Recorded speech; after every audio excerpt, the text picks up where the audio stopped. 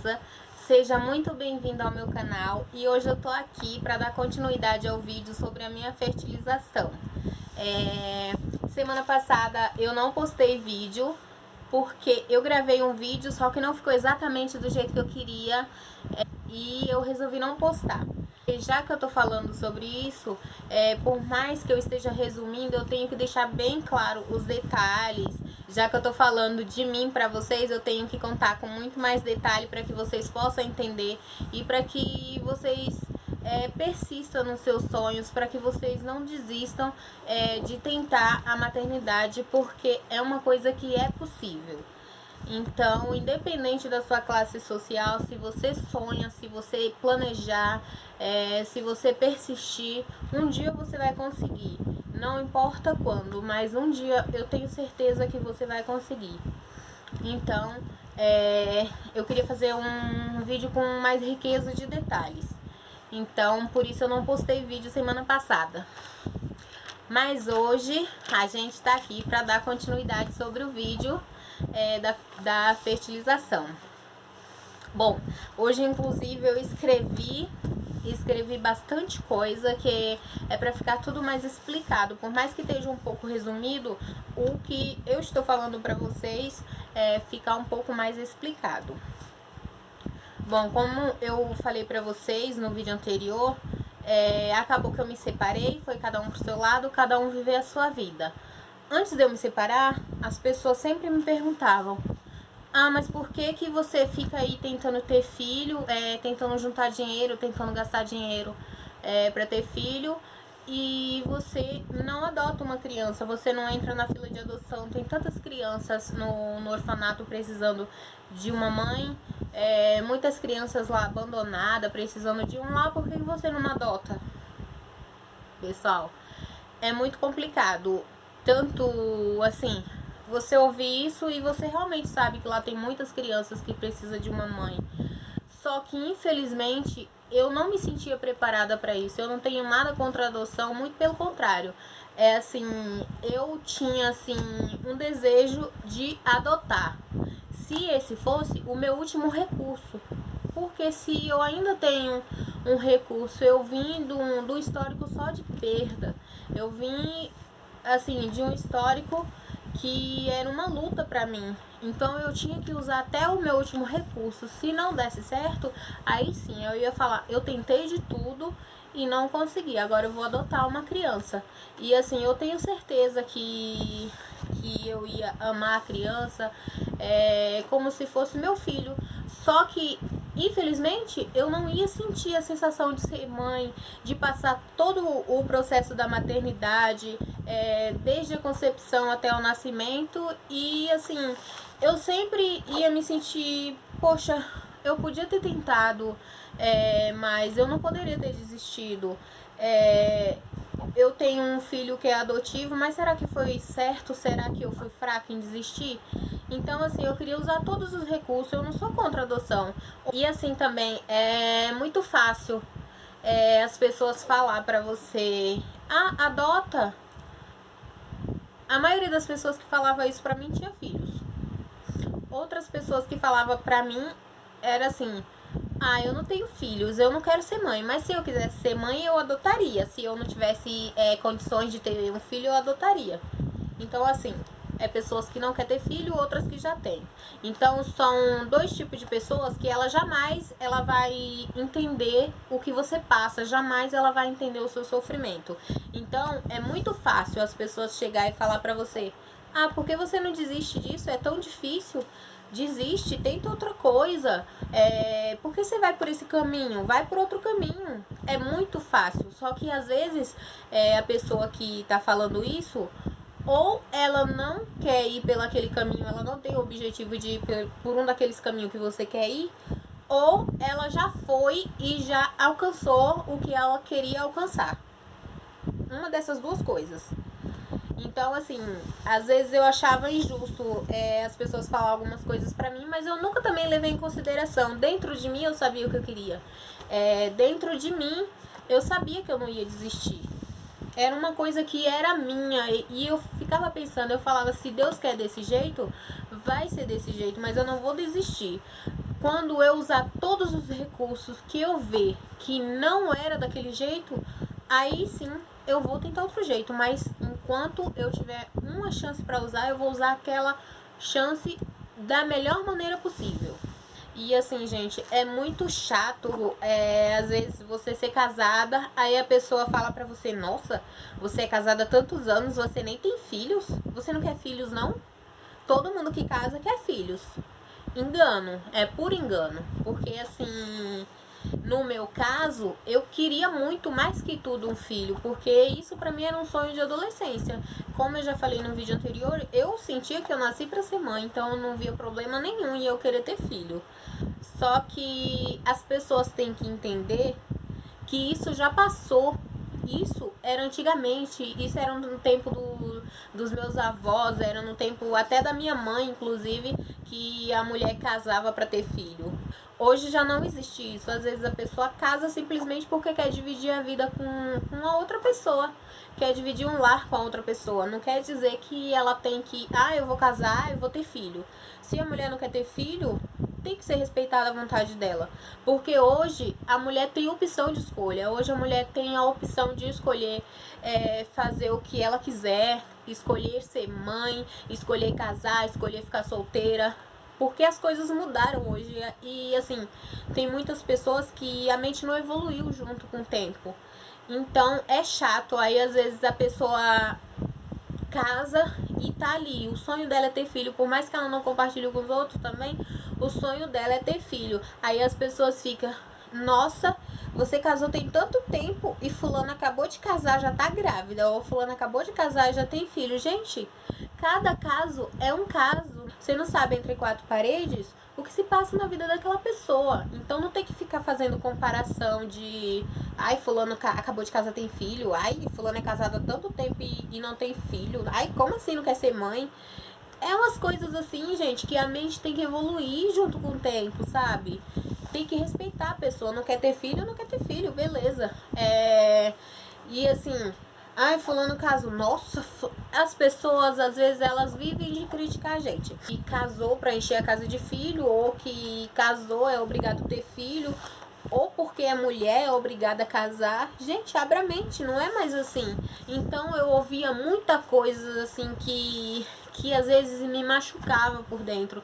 E só a pessoa que tá passando por esse tipo de processo, só a pessoa que é tentante, ela sabe o quanto isso machuca. Machuca muito, acaba machucando a gente e às vezes a gente é obrigada a calar.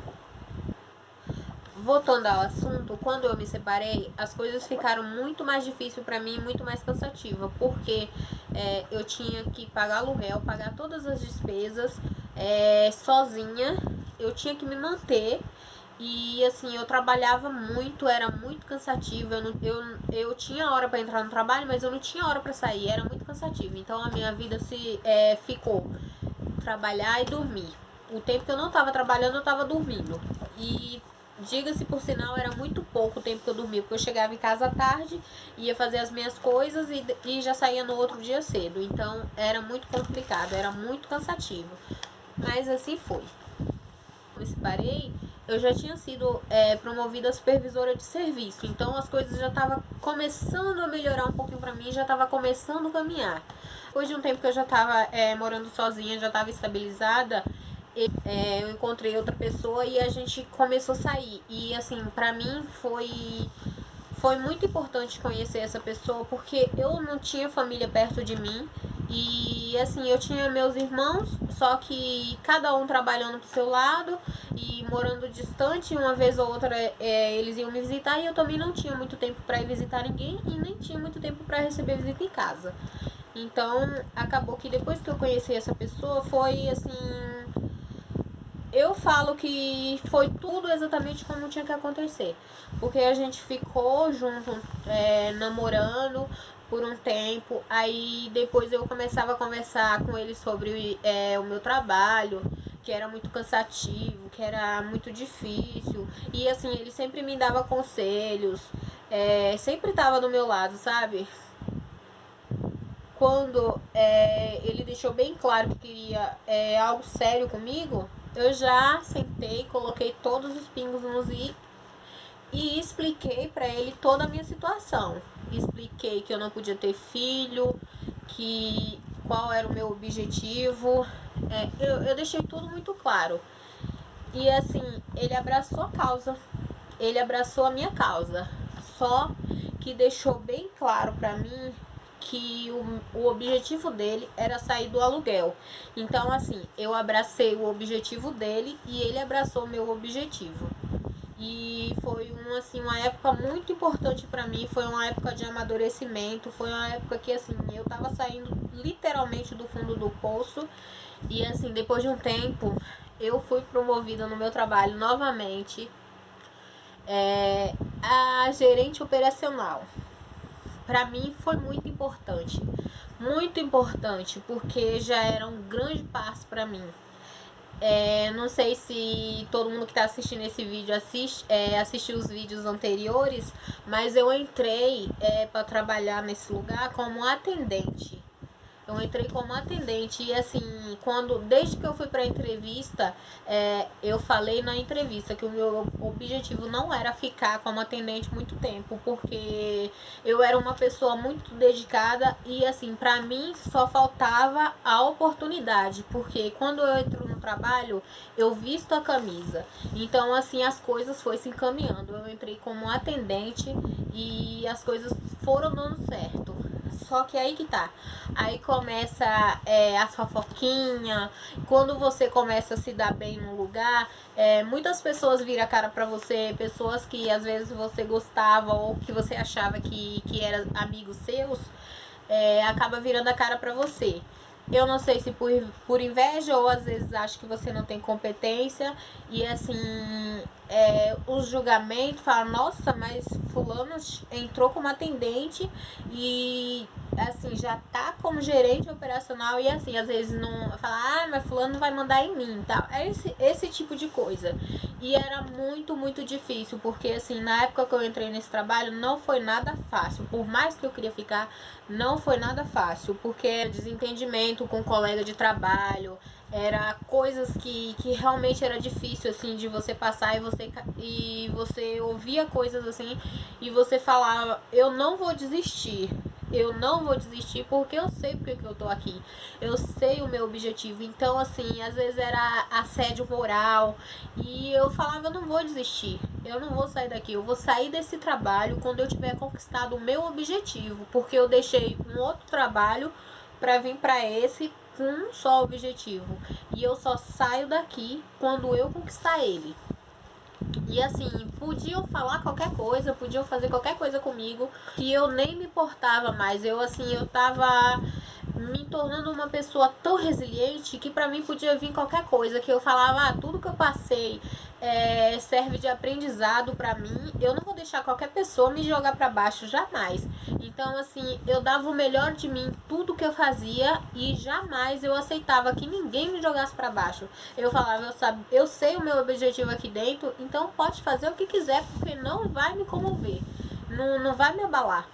Então era assim que depois de um tempo eu comecei a conversar com meu namorado. Eu falava, caramba, eu não tô aguentando mais aquele lugar. Ele falava, não, você, depois de tudo que você falou pra mim, você vai falar pra mim que não tá aguentando mais aquele lugar, você não vai sair de lá. Não é justo, depois de tudo você não vai sair de lá.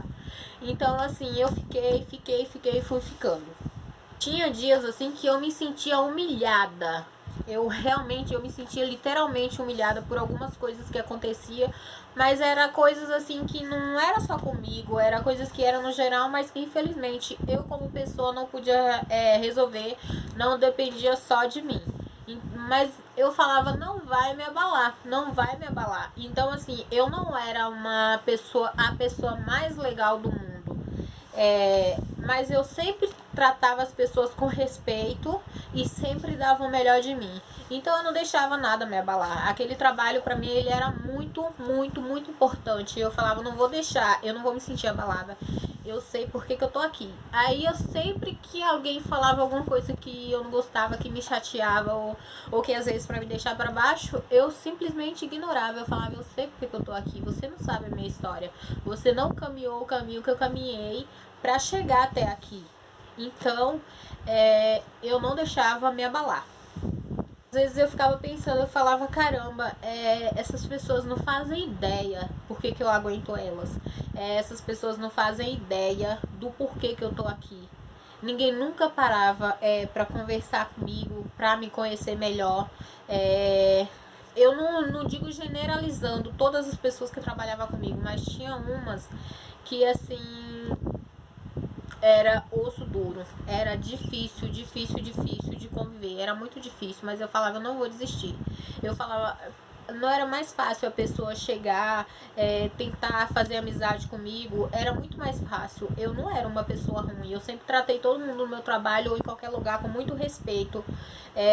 A maioria das vezes eu procurava tratar as pessoas com mais respeito até do que elas me tratavam, porque eu sabia o meu objetivo e eu tinha que conquistar ele de qualquer forma. Um tempo, aí eu sempre conversava com meu namorado, na época, o meu esposo que era meu namorado na época, conversava com ele. Aí chegou um tempo que eu falei, quer saber?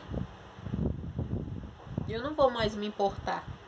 Sei por que eu tô aqui e o que as pessoas não sabiam, que às vezes tudo que elas faziam comigo, tudo que acontecia, às vezes me deixava mais forte. Pra mim era só aprendizado. Aquilo me fortalecia, porque eu saía de lá, aquilo lá era meu trabalho, ficava lá. Eu voltava para minha casa e eu tinha o meu lar, eu tinha a minha paz, então era o que eu precisava. O que eu precisava era ter um canto de falar aqui, ninguém pode me falar nada, aqui ninguém pode me encher o saco. Então eu procurava estar sempre para cima, dando sempre o melhor de mim e não me importar com as pessoas. Depois de um tempo, eu e meu namorado a gente resolveu morar junto. A gente resolveu morar junto porque, assim, o objetivo dele era sair do aluguel e o meu objetivo era custear o meu tratamento. Então a gente juntou uma coisa com a outra para diminuir as despesas, para daí então a gente começar a encaminhar a nossa vida. Se a gente queria algo sério, a gente ia começar a encaminhar a nossa vida a partir desse ponto. Então, morar junto, a gente começou a planejar tudo direitinho, como a gente já tinha combinado tudo, a gente fez um empréstimo no banco para comprar um apartamento. Como o objetivo dele era sair do aluguel, e assim, eu era super a favor, porque até mesmo o meu objetivo dependia muito também dessas coisas de estrutura. O objetivo dele era sair do aluguel, então a gente abraçou uma causa do outro. E assim, o que a gente fez? A gente foi morar junto, fez um empréstimo no banco e comprou um apartamento e ele era financiado por outro dono. Então a gente assumiu as parcelas do apartamento. E assim, a gente dividia todas as despesas e o que sobrava a gente guardava. Só que era muito difícil, porque assim, era uma época que a gente assim já se conhecia bem, só que tinha pouco tempo que a gente tinha ido morar junto e a gente não podia fazer nada para se divertir, a gente não saía, a gente não comia fora, mas a gente economizava porque a gente abraçou um sonho. A gente tinha conseguido, só que o outro assim, também dependia muito da nossa estrutura ali e também dependia de dinheiro. Então a gente tinha que economizar para conquistar aquele sonho. Então foi isso que a gente fez. A gente parou de sair, a gente parou de comer fora, parou de comprar roupa, a gente não fazia nada. E assim, quando tinha uma coisa que a gente precisava usar dinheiro, era assim, o mínimo do mínimo, a gente usava para coisas muito necessárias. A gente não gastava dinheiro à toa de jeito nenhum. Comprar um apartamento e assim, como graças a Deus tudo no meu trabalho assim, não tava do jeito que eu queria, porque nem tudo que a gente quer tem que ser do nosso jeito. Às vezes o caminho é mais longo, mas as coisas no meu trabalho tinham se acalmado mais. E o meu esposo falava pra mim, não sai do seu trabalho, porque a gente precisa dele. Sem o seu trabalho a gente não vai conseguir fazer as coisas que a gente tá fazendo. Você não pode sair agora. Mas eu ficava falando, caramba, tem tanto lugar pra eu trabalhar, e assim, Graças a Deus eu já tenho experiência. Por que eu fico aguentando aquilo? Por que eu fico aguentando aquele povo? Aí depois eu falava, não adianta eu sair daqui e ir para outro lugar, que às vezes eu encontro coisa até pior. Então eu fui ali, fiquei. E assim, depois de um tempo, muita coisa melhorou. Assim, a gente não tinha ajuda de ninguém financeiramente, a gente não tinha família por perto e a gente tinha que se virar só nós dois. Assim, eu digo família por perto, pai, mãe, essas pessoas assim. Eu tinha uns 2 irmãos aqui, ele também tinha uns 2 irmãos aqui, só que assim, cada um no seu canto. Financeiramente, ninguém nunca ajudou a gente em nada. E assim, quando a gente tava fazendo esses planos, quando a gente tava com os planos já da fertilização, a gente não falou pra ninguém. A gente não comentou nada. Todo mundo sabia que eu só podia engravidar dessa forma. Só que a gente não falou que a gente ia correr atrás disso e não ia demorar muito. Então a gente ficou pra gente, ficou ali passando nossos perrengues e a gente não desistiu. Era meio que difícil pra gente, porque a gente tinha as despesas de casa, a gente tinha alimentação, a gente tinha um empréstimo, a gente tinha a parcela do apartamento para pagar, condomínio e várias outras coisas para pagar. Mas a gente não desistiu, em nenhum momento a gente pensou em desistir, porque o nosso objetivo era esse. Nosso objetivo foi sair do aluguel e fazer o tratamento. Então a gente já estava se encaminhando para isso. Uma coisa que assim já estava certo, já estava tudo planejado de como a gente ia fazer. Chegou o tempo de eu voltar a falar sobre o meu sonho de ser mãe, do objetivo de começar a correr atrás dos planejamentos, ver como que ia fazer. Só que esse tempo todo que eu deixei de falar, eu jamais deixei de pesquisar. Eu sempre estava na internet pesquisando sobre lugares, sobre valores, eu sempre estava. Eu parei assim de falar, só que comigo mesmo eu sempre estava pesquisando, sempre estava correndo atrás de um lugar para fazer. Quando a gente decidiu não falar para ninguém, foi por na verdade, assim, porque era uma coisa que era nossa. Muitas pessoas, elas não entendiam porque da gente estar passando por aquilo pra ter filho, porque a gente podia simplesmente desistir, ou porque outras acham que a gente podia simplesmente adotar. Então a gente parou de falar sobre isso. E outras vezes também porque as pessoas me tratavam muito como coitadinha, e eu não gostava disso, eu não aceitava esse selo de coitadinha. Às vezes que eu ia no médico por algum motivo, ia no ginecologista ou no clínico geral, que por algum motivo, ou consulta de rotina mesmo, quando eu contava assim a minha história para os médicos, às vezes eles davam risada. Eles davam risada e falavam: parabéns, porque você é uma pessoa premiada. Você é uma pessoa premiada. Você perdeu as 2 trompas tão novinha e sem ter filhos. Você é uma pessoa premiada, porque assim, normalmente a mulher acaba perdendo uma trompa ou outra depois que já tem filho. Ou raramente, assim, claro, sabe que tem muitos e muitos casos aí. Só que assim, às vezes pra idade que eu tinha, os médicos falavam, nossa, me dava parabéns, e eu achava tão estranho. Parecia que eu realmente era sorteada, eu tinha que ser daquele jeito. De tanto pesquisar, depois de tanto trabalhar, depois de assim tanto sacrifício, a gente voltou a falar sobre o assunto, a gente começou a colocar data nas coisas, de quando a gente ia começar a realmente correr atrás das coisas. Mas como eu tenho umas fases minhas que se eu passar na rua e não pisar no cocô do cachorro, é capaz do cachorro fazer cocô e jogar na minha cara. Tem umas fases minhas que eu sou assim, que às vezes eu sou tão azarada que não dá pra acreditar no tamanho do meu azar às vezes.